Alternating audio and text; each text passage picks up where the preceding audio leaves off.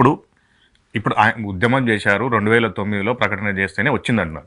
కానీ ఒక కేసీఆరే కాదు చేసింది, అందరి పాత్ర ఉంది, ఉస్మానియా విద్యార్థుల పాత్ర ఉంది, తెలంగాణ సబ్బండ వర్గాల పాత్ర ఉంది అనేది కూడా చెప్తున్నారు. మరి మీరు ఒక్కరు కేసీఆర్కే క్రెడిట్ ఎందుకు ఇవ్వాలనుకుంటున్నారు? ఎట్లా? ఖచ్చితంగా ఇప్పుడు ఆనాడు ఉమ్మడి రాష్ట్రంలో ఎన్నో రకాలైన ఉద్యమాలు జరిగినాయి.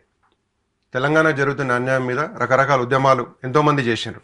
కానీ ఆనాటి పాలకుల కుట్రలు కుతంత్రాల ముందు ఏ ఉద్యమం కూడా తెలంగాణ రాష్ట్ర సాధన అనే గమ్యాన్ని ముద్దాడలేకపోయింది. మీరు అది గమనించాలి. ఇప్పుడు ఉదాహరణకి ఒక సినిమా తీస్తే వెనక డైరెక్టర్ ఉంటాడు, మిగతా సిబ్బంది కార్యవర్గం అంతా ఉంటుంది. కానీ ముందు ఫేస్లో మాత్రం హీరో కనబడతారు, మిగతా సిబ్బంది అంతా కనబడతారు. కానీ దాని క్రెడిట్ దానికే. ఆనాటి పాలకుల దయాదాక్షిణ్యాల మీద మాత్రం ఖచ్చితంగా తెలంగాణ రాలే. సుదీర్ఘమైన పోరాటంతో ఎంతోమంది బలిదానాల మీద ఉద్యమకారులు, సబ్బండ వర్గాలు, మేధావులు వీళ్ళందరి కృషితోనే తెలంగాణ వచ్చింది. కానీ ముందుండి నడిపించిన ఉద్యమంలోకి దూకి రణరంగంలో సింహంలాగా గర్జించి తెలంగాణ తీసుకురావాలి, లేకపోతే ఆ రోజు దీక్షలో కేసీఆర్ గారిని అరెస్ట్ చేసిన తర్వాత ఆభరణ నిరాదేశ ఖమ్మంలో కూర్చున్న తర్వాత కేసీఆర్ గారు ఒక మాట అన్నారు, తెలంగాణ ఇస్తే జైత్రయాత్ర, లేకపోతే నా శవయాత్ర ఉంటుందని చెప్తే ఆ రోజున్న కేంద్రం దిగొచ్చి గత్యంతరం లేని పరిస్థితుల్లో తెలంగాణ ఇవ్వాల్సి వచ్చింది. ఎంతోమంది, ఖచ్చితంగా మీరు అడిగిందైతే వాస్తవం, ఎంతోమంది మేధావులు, ఉద్యమకారులు బలిదానాలు చేసుకొని, కానీ బలిదానాలని మాత్రం అహింసా మార్గంలోనే చేద్దామనే ఉద్దేశంతోనే కేసీఆర్ సాధించిన మార్గం ఇది తెలంగాణ అనేది. దీక్ష కూడా నిమ్స్లోకి వచ్చారు, నిమ్స్లో దీక్ష కంటిన్యూ చేశారు కదా.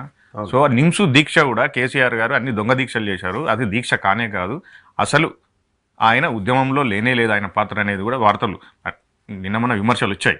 సో దీన్ని ఎట్లా చూస్తున్నారు మీరు? అవునండి, అది ఖచ్చితంగా కూడా ఏమాత్రం అవగాహన లేనటువంటి వ్యక్తులు ఈరోజు పీఠం మీద ఎవరైతే కూర్చున్నారో వారికి ఉద్యమంలో ఏ విధమైనటువంటి ఒక వంతు పాత్ర కూడా లేదు. మరి వాళ్ళు ఇలాంటి మాటలు మాట్లాడక వేరేలాంటి మాటలు వాళ్ళ నుంచి ఎట్లా వస్తాయి? ఆ రోజు ఉద్యమకారుల మీదకి రైఫిల్లు ఎక్కుపెట్టి ఉరికిచ్చిన ఘనత వీరిది. మరి అలాంటి వారి మాటల్లో మనం వేరే అయితే ఎక్స్పెక్ట్ చేయలేం. రాష్ట్ర ప్రజలందరికీ తెలుసు, రాష్ట్రాన్ని అహింసా మార్గంలో సాధించిన విధానాన్ని ఎన్నో పత్రికలు, దేశ విదేశాల పత్రికలు కూడా కొనియాడినాయి.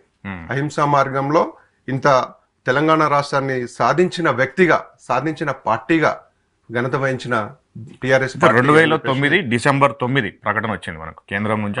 అప్పటి కేంద్ర మంత్రి చిదంబరం గారు ప్రకటన చేశారు, మేము తెలంగాణను ఏర్పాటు చేయబోతున్నాం. మరి 2009 నుంచి 2014 వరకు ఎందుకు ఆలస్యం జరిగింది? దీని కారణాలు ఏమనుకుంటున్నారు? ఆ రోజు ఆమరణ నిరాదీక్ష ప్రకటించిన తర్వాత ఖమ్మం నుంచి కేసీఆర్ గారి ఆరోగ్య పరిస్థితి క్షీణిస్తూ ఉంటే హైదరాబాద్ నిమ్స్కి తరలించారు. అక్కడ కూడా మీ ఆరోగ్యం క్షీణిస్తుంది సార్, ప్రమాదకర పరిస్థితి ఉన్నది, మీరు చికిత్సకు అనుమతించాలి అని అంటే సమస్య లేదు అని చెప్పేసి నిరాకరించారు కేసీఆర్ గారు. దాంతో తెలంగాణలో అన్ని వర్గాలు ఏకమై రాష్ట్రం మొత్తం మీద నిరసనలు వెల్లువెత్తినాయి.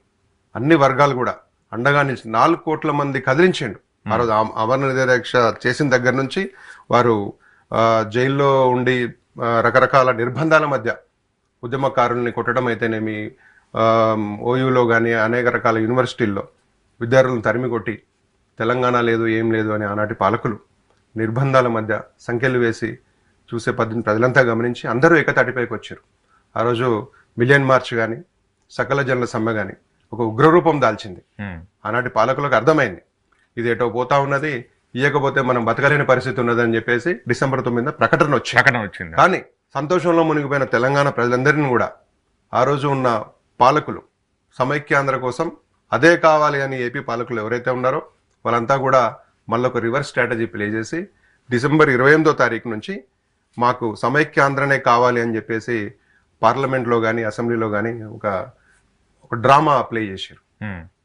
మేమంతా కూడా రాజీనామాలు చేస్తూ ఉన్నాం, తెలంగాణ ఇస్తే అని చెప్పేసి ఒక డ్రామా ప్లే చేయంగానే ఆ రోజు చిదంబరం గారు మళ్ళీ మాటను వెనక్కి తీసుకొని దీని గురించి మళ్ళీ చర్చించాల్సిన అవసరం ఉన్నదని ఒక ప్రకటన చేశారు. అవును, చేయంగానే మరి బొబ్బిళ్ళ ముందు ఉతుకున్నటువంటి కేసీఆర్ గారు ఇతర మేధావి వర్గం అంతా కూడా ఆలోచించి ఇది ఉద్యమాన్ని ఇంకొక రూపంలోకి తీసుకుపోయారు. అప్పటి నుంచి మళ్ళొక 4 సంవత్సరాలు పోరాడితే గానీ తెలంగాణ అనేది